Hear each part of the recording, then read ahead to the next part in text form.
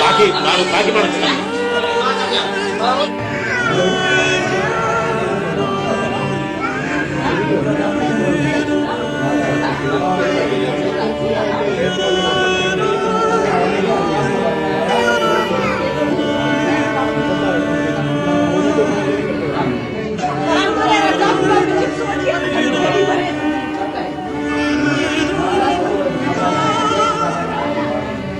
ये थोड़ा बुधा जो हमने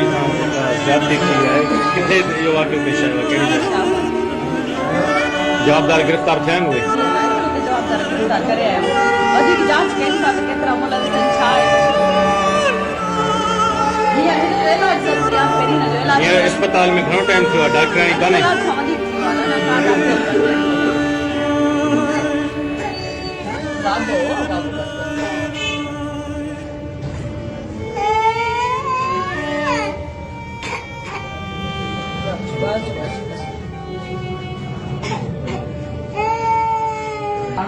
चेकअप ही कोने थियो त चेकअप हिकड़ी अलग गाल हुंदी आहे इलाज हिकड़ी अलग गाल हुंदी असल उनसा अंदर कंडीशन के वो अलग गाल हुंदी आहे इलाज अलग गाल हुंदी आहे बाबा मर्जी था पर मुखे न तो लगे न मर्जी दी गाल ना इलाज में इंजेक्शन पे ना सो सही हुंदी कंडीशन छा वो हिकड़ी अलग गाल हुंदी आहे बाबा वो एंटीबायोटिक ऐं रत बयान इंजेक्शन ॾियण बहुत ॾियणो पवंदो आहे उहो त असांजो कमु आहे न